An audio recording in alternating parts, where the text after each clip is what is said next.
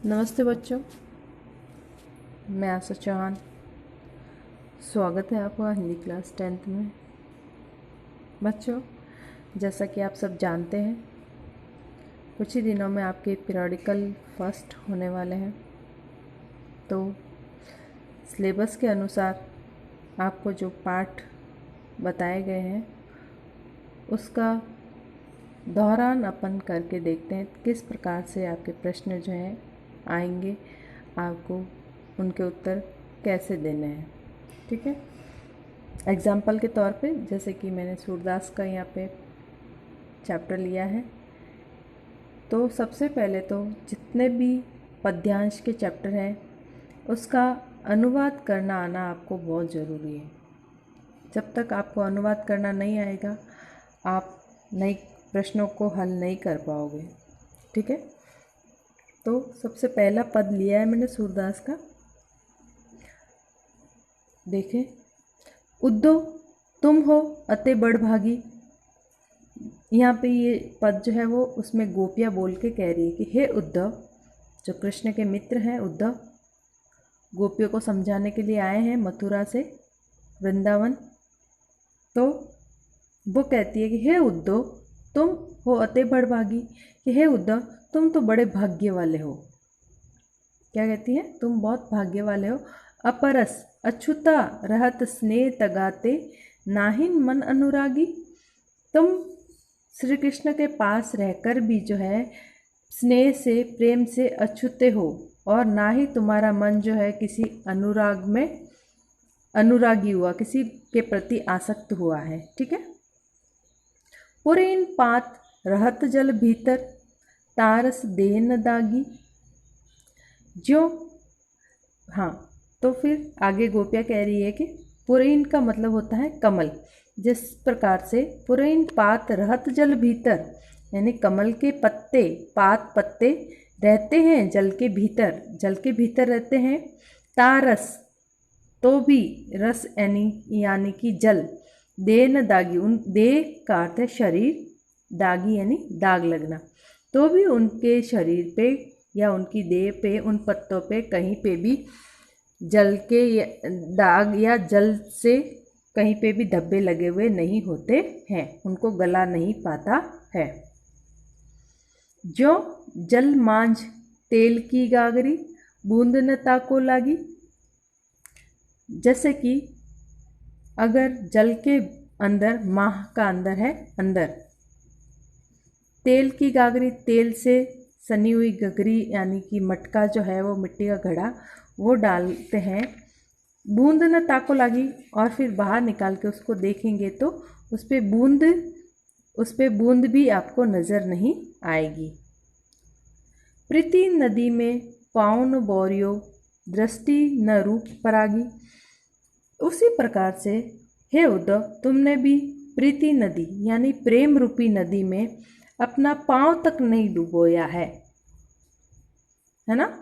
अपना पाँव तक, बोरियो यानी डुबोया, अपना पाँव तक नहीं डुबोया है, और ना ही तुम्हारी दृष्टि जो है किसी रूप के प्रति आसक्त हुई है। रूप के प्रति परागी यानी आसक्त हुई है। लेकिन सूरदास अब्राहम भोरी, गुड़ चाटी जो पागी।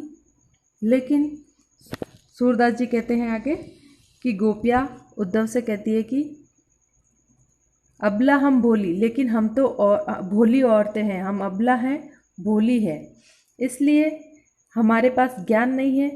इसलिए हमारा जो है, जिस प्रकार से गुड़ के अंदर चींटी जो अपने पाँव धंसा देती है, मतलब उसमें धंस जाते हैं गुड़ के अंदर, उसी प्रकार से हम भी कृष्ण के प्रेम के प्रति जो है वो प्रेम में डूब चुकी हैं। इस प्रकार गोपिया उद्धव जो समझाने आते हैं, लेकिन अपने प्रश्नों के द्वारा उद्धव को जो है कठिनाई में डाल देती है। तो इसमें प्रश्न किस प्रकार से बनेंगे कि बड़भागी किसे कहा गया है। सबसे पहला ही प्रश्न बनता है पहली लाइन से कि यहाँ पे बड़भागी किसको कहा गया, कृष्ण को, गोपियों को, उद्धव को, या किसी को भी नहीं। इस प्रकार से आपके प्रश्न बनेंगे। फिर दूसरा प्रश्न बने, अगर बनता है तो कैसे, किस प्रकार से बनेगा, गोपियाँ कृष्ण के प्रेम में किस प्रकार से डूबी हुई थी। तो किस प्रकार से डूबी हुई थी, जैसे बूंद की तरह, जल में तेल की गगरी की तरह, या कमल के पत्ते की तरह। इस प्रकार से आपको ऑप्शन मिलेंगे, तो उसमें जो सही आंसर होगा उस पर आपको टिक करना है। फिर अगला प्रश्न देखो कि गोपियों ने स्वयं को क्या कहा है। तो गोपियों ने स्वयं को क्या कहा है, भोली और अबला, या चतुर, होशियार, ताकतवर, क्या कहा है गोपियों ने स्वयं को। तो इसमें जो भी आपको सही आंसर लगता है, सही उत्तर लगता है, उस पर आपको टिक करना है, ठीक है। उसी प्रकार से देखिए दूसरा पद, मन की मन ही मांझ रही, कहिए जाए कौन पे उद्धव, नाही परत कही। यहाँ पे फिर से गोपियाँ जो है वो उद्धव से कह रही है कि हे उद्धव, हमारे मन की बात जो है वो हमारे मन के अंदर ही रह गई है, हमारे मन की जो इच्छा है वो हमारे मन के अंदर ही रह गई है, क्योंकि श्री कृष्ण से कह नहीं पाई कि हम उनसे प्रेम करती हैं। तो हे उद्धव, अब तुम ही बताओ कि हम अपने मन की व्यथा जो है वो किससे जाके कहे, कहिए जाए कौन पे उद्धव।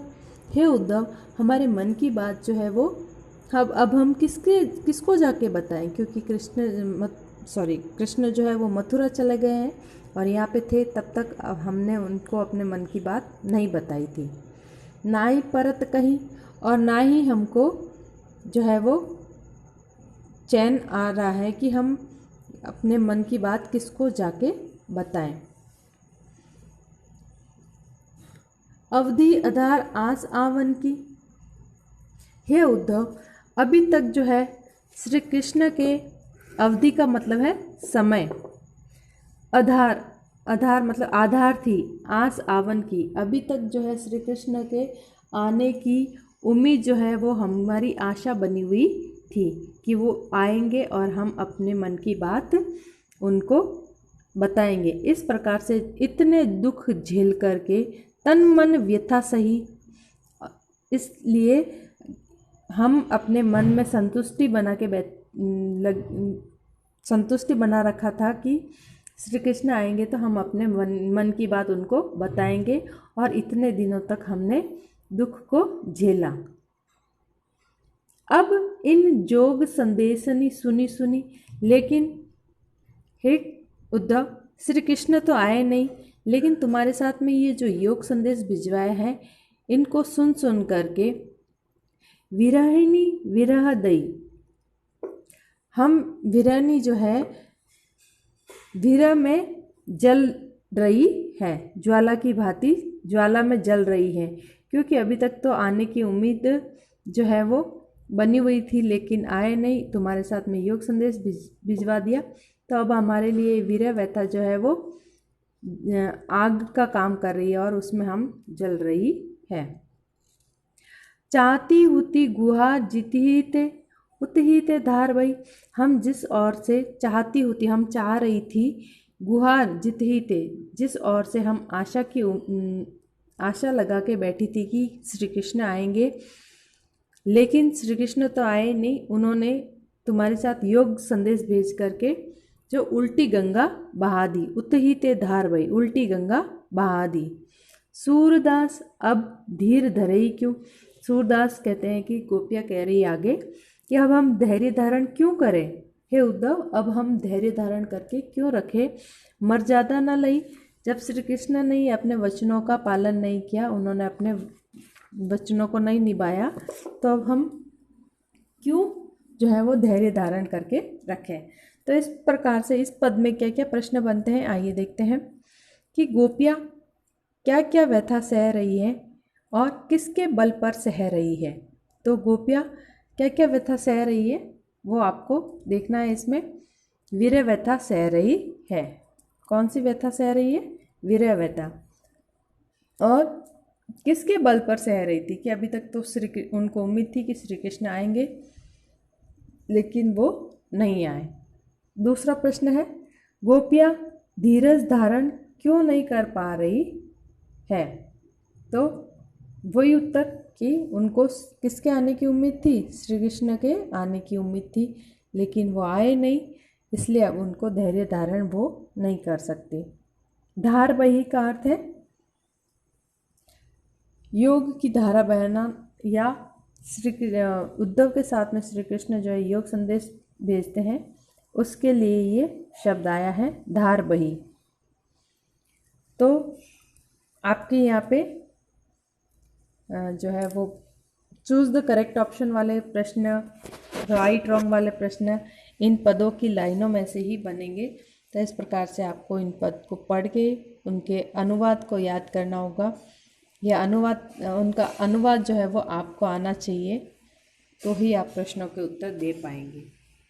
ठीक है बच्चों, आज के लिए इतना ही, मिलते हैं आगे। ओके।